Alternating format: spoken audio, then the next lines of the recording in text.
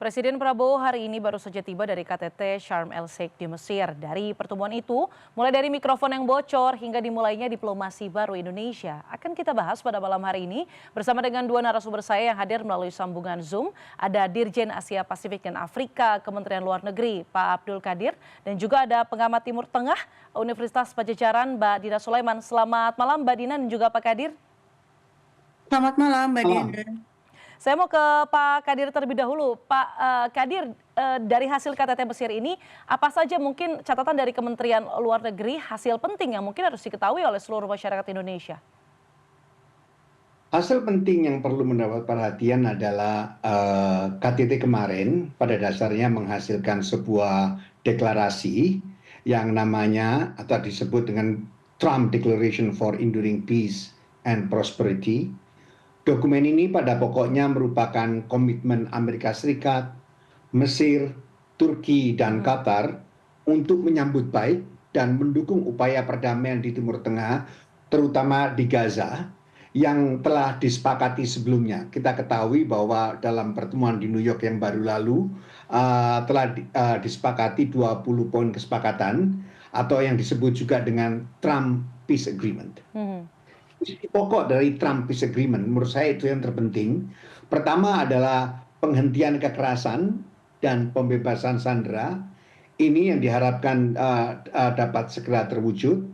Dan kemudian kedua, penyaluran bantuan kemanusiaan yang tanpa hambatan dapat segera dilakukan. Dan saya dengar mulai pagi ini truk-truk dari Rafah sudah boleh memasuki Gaza.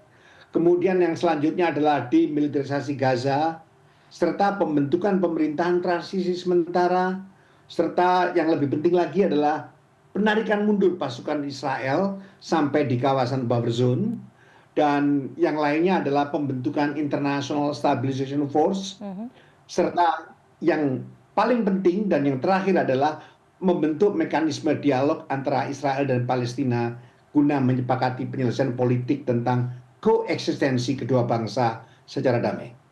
Oke, sebelum saya ke Mbak Dina, saya juga mau tanya dulu ke Pak Qadir, yang Pak Qadir juga ikut kan ya ke KTT Mesir itu. Saya melihat ada gestur ataupun kedekatan begitu antara Presiden Prabowo dan juga Presiden Trump. Bahkan Presiden Prabowo sempat dipuji, kemudian juga ada momen mikrofon bocor itu rasa-rasanya itu ngobrol personal atau ngobrol pribadi begitu Pak Qadir. Apa yang Anda lihat di sana soal interaksi antara Presiden Prabowo dan juga Presiden Trump? Dari pengamatan saya pribadi, hal ini menunjukkan bahwa hubungan Presiden Trump dan Presiden Prabowo memiliki hubungan special relationships di mana mereka cukup dekat, baik secara formal maupun informal.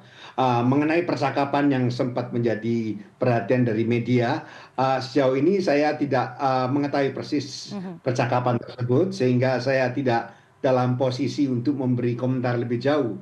Namun ada satu hal yang perlu kita sadari dan saya tekankan bahwa full-side conversation merupakan suatu hal yang lumrah. Hal ini lazim dilakukan oleh banyak kepala negara dengan mitranya, termasuk dalam KTT tersebut. Materi pembicaraan bisa apa saja, baik yang formal maupun informal. Dengan demikian saya melihat tidak ada hal khusus yang perlu mendapat perhatian dari percakapan tersebut. Kalau masalah mic bocor itu ya mungkin masalah teknis dan apa yang dibicarakan juga rasa-rasanya tidak menyangkut masalah kenegaraan yang perlu disoroti begitu ya maksud Pak Qadir ya. Pak, saya mau beralih ke Mbak Dina. Mbak Dina, apa sih yang Anda tangkap dari partisipasi Indonesia? Presiden Prabowo hadir ke sana, kemudian juga mendapatkan pujian begitu ya dari Presiden Trump. Apa makna yang Anda tangkap dengan hadirnya Presiden Prabowo di KTT Mesir kemarin? Baik, terima kasih. Ya, yang pertama tentu saja saya melihat bahwa keterlibatan Pak Prabowo dalam KTT ini, kemudian kedatangan beliau diundang ke sana dan juga juga mendapatkan pujian juga dari Trump itu menunjukkan bahwa Indonesia memang ingin mengambil peran yang lebih aktif ya dalam diplomasi Timur Tengah dan juga ini sinyal bahwa Indonesia ingin lebih memperkuat kredibilitasnya ya di panggung internasional. Cuma mungkin kalau catatan dari saya dari sisi apa sih yang kita sampaikan di sana gitu ya. Kalau kita lihat deklarasi Trump itu isinya sama sekali tidak menyentuh hal-hal yang fundamental, saya pikir ya. Ya. Misalnya menyatakan bahwa Israel itu adalah pelaku genosida misalnya, atau dimintai pertanggungjawaban atas terbunuhnya 680.000 orang di Gaza ya. Mhm. Angka resmi memang 60.000 atau 70.000, tapi kalau itu adalah angka korban kematian langsung. Sementara kalau dihitung korban kematian tidak langsung, orang yang sakit, orang yang meninggalnya tidak saat itu juga setelah dibom, itu total menurut beberapa akademisi itu sampai 680.000. Mhm. Dan ini tidak ada tanda-tanda akan diberi sanksi atau disebut sebagai pihak yang bersalah. Nah, artinya kita seharusnya lebih bersuara lebih kritis ya terhadap upaya-upaya damai yang diinisiasi oleh Amerika Serikat, oleh Trump, yang apalagi sebelumnya Trump itu kan datang ke Israel dan mengakui dengan terbuka bahwa memang Amerika Serikat yang menyuplai senjata ke Israel. Artinya Mhm. kan Trump itu terlibat ya dalam genosida yang sudah berlangsung 2 tahun ini. Oke, artinya Mbak Dina bahwa kita harus lebih kritis, tidak hanya mengikuti apa saja yang menjadi peace plan ataupun Trump agreement begitu yang disebutnya. Saya mau lempar ke Pak Kadir, menurut Anda bahwa apakah hal-hal yang normatif 20 butir yang tercermin dalam peace plan kemarin itu masih berupa narasi, terlalu normatif, dan rasa-rasanya tidak menyoroti atau mengatensikan yang namanya kemerdekaan Palestina, kemudian dosa kemanusiaan dari Israel. Apa tanggapan Anda, Pak Kadir? Begini, dalam beberapa diskusi dan beberapa komentar banyak pihak selalu mempersoalkan aspek fairness, keadilan, Mhm. dan akuntabilitas yang merupakan suatu isu tentunya yang perlu menjadi perhatian dari masyarakat banyak, termasuk dari pemerintah Indonesia.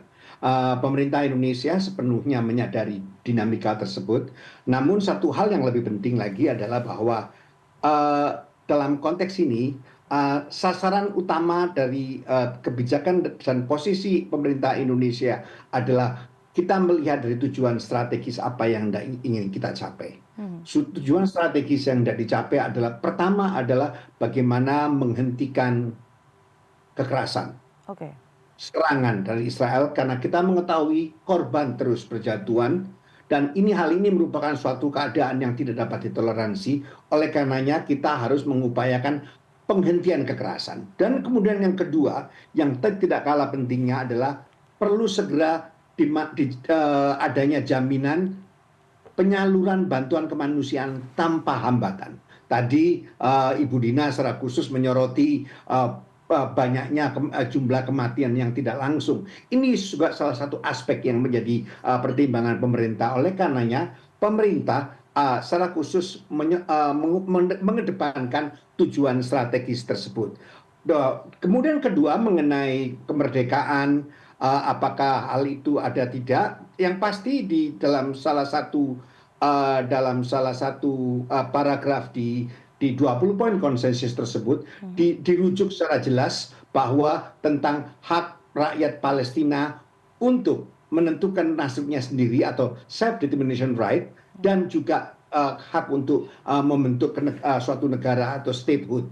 Ini juga merupakan suatu langkah yang cukup menjanjikan, walaupun at the same time saya mengetahui bahwa language yang ada di situ tidak seperti language sebelumnya yang sering disepakati oleh Majelis Umum PBB misalnya. Mhm. Memang agak berbeda digrinya, tapi sekali lagi saya katakan bahwa dalam konteks ini sikap pemerintah Indonesia dan berbagai negara-negara lain, terutama negara Islam dan negara-negara Arab lainnya, adalah bagaimana kita menjamin tujuan strategis ataupun sasaran strategis tersebut dapat tercapai, yaitu terhentinya kekerasan dan dapat disalurkannya bantuan kemanusiaan tanpa hambatan. Oke, Mbak Dina, ini artinya bahwa memang mungkin fase yang sedang dijalani saat ini adalah untuk penghentian kekerasan di Gaza begitu. Tapi menurut Anda selanjutnya seharusnya apa yang mungkin pemerintah Indonesia harus, dan juga negara-negara lainnya tentunya yang berpartisipasi dalam peace plan ini, untuk kawal betul supaya tidak terjadi pelanggaran komitmen, kemudian fase-fase utamanya soal hak-hak masyarakat Palestina itu bisa tercapai. Menurut Anda apa selanjutnya? Baik, kalau kita melihat 20 poin dari proposal Trump dan apa yang terjadi di Mesir kemarin itu, kita sebenarnya bicara di 3 level ya. Di level pertama yang tadi diistilahkan sebagai kepentingan strategis, di mana yang penting berhenti dulu kekerasannya. Yang penting masyarakat Gaza bisa kembali mendapatkan makanan, makanan disuplai penuh seperti semula ke dalam Gaza, tidak ada hambatan. Betul, itu tahapan pertama. Cuma masalahnya ini kan bersyarat ya. Kalau kita lihat di poin pertama saja itu sudah ada pernyataan bahwa Gaza itu harus bebas dari teror dan deradikalisasi. Ini merujuk kemana? Kan sudah jelas bahwa ini merujuk kepada perlawanan yang dilakukan oleh orang-orang Palestina.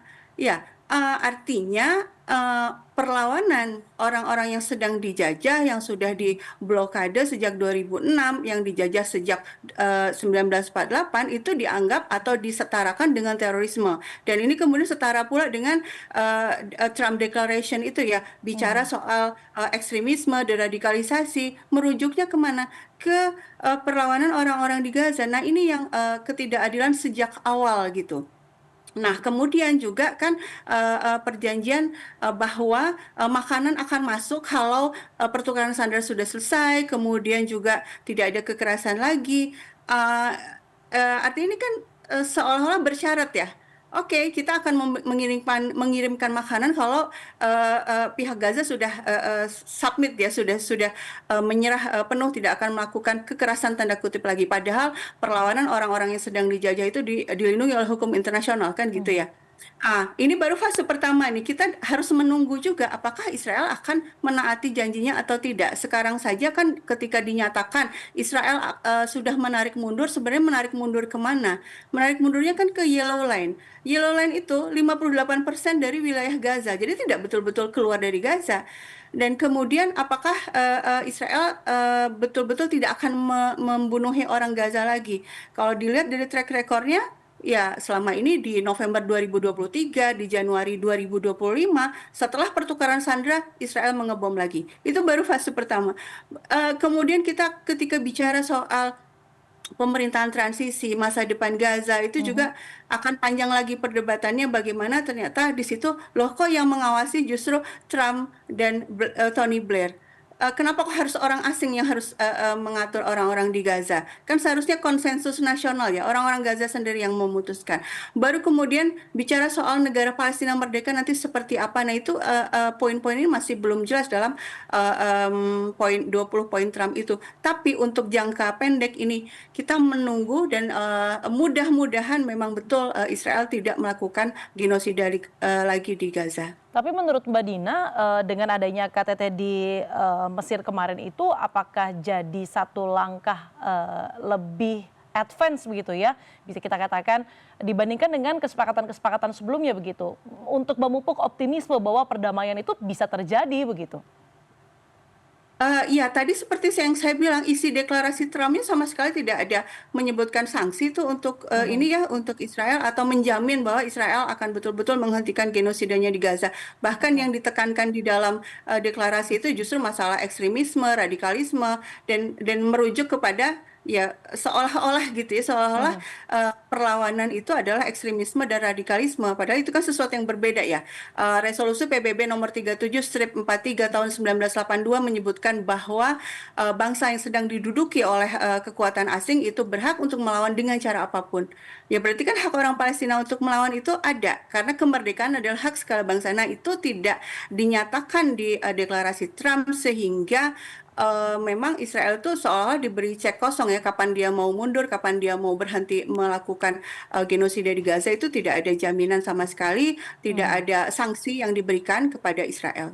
Oke, ini menarik ya, karena mungkin dari berbagai sejumlah sudut pandang begitu ya, ada hal-hal di mana mungkin 20 butir kesepakatan ini tidak ideal begitu. Terlebih ketika kita misalnya sudah advance, sudah satu langkah lebih jauh, kemudian kita juga menganut yang namanya two state solution, artinya ketika ada Palestina, kita juga artinya membuka kemungkinan untuk mengakui yang namanya ada negara Israel. Nah, saya mau tanyakan nanti ke Pak Kadir, apakah Indonesia siap dengan masyarakat Indonesia yang sensitivitasnya begitu tinggi begitu dengan Israel, apabila kita nanti ada kemungkinan untuk membuka komunikasi dengan Israel, tapi kita harus jeda terlebih dahulu.